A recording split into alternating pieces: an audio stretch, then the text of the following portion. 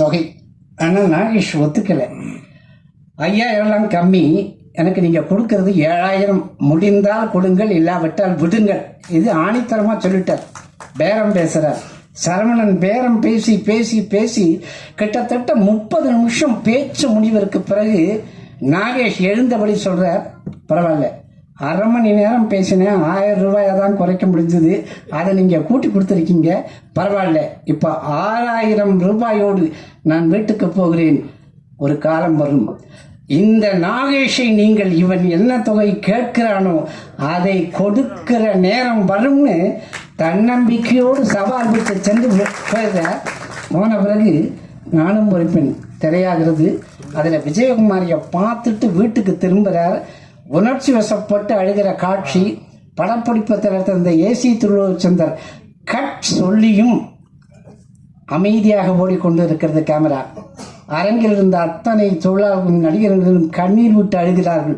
நாகேஷே கேட்டாராம், இந்த சீனை நீங்கள் வச்சிங்கன்னா ஒரு காமெடியன் படுற இந்த காட்சி எடுபடுமா? செட்டியார் பார்த்துட்டு சொன்னாராம், இதுதான் நிற்கும், இதுதான் படத்தை ஓட்டும், நீ கண்ணை முடிந்து இப்படின்னு. அந்த படம் நானும் ஒரு பெண் படத்தில் நாகேஷனுடைய அந்த நடிப்பை பார்த்து சிலிர்த்தவர். அதே ஏவிஎம்மில் பாலச்சந்தர் சர்வசுந்தர படத்தில் அவர் தாத்தா நாகேஷ் ஒப்பந்தம் செய்கிறார்.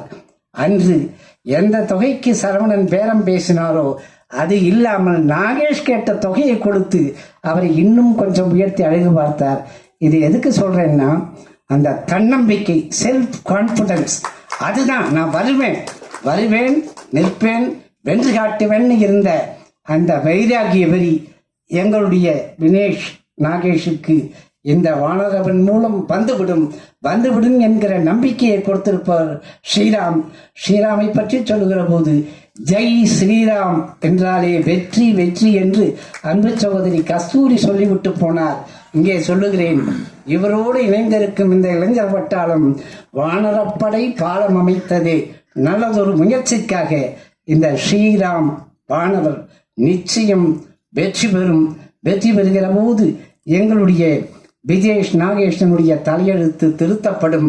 ஸ்ரீராமனுடைய பயணங்கள் முடிவதில்லை என்று சொல்லும் காலம் இந்த கலை உலகத்தில் ஒலித்து கொண்டிருக்கும் என்றால் அது மக்கள் குரல் அல்ல, மகேசன் குரல் என்று வாழ்த்துக்களை சொல்லி விடைபெறுகிறேன். நன்றி, வணக்கம், வாழ்க.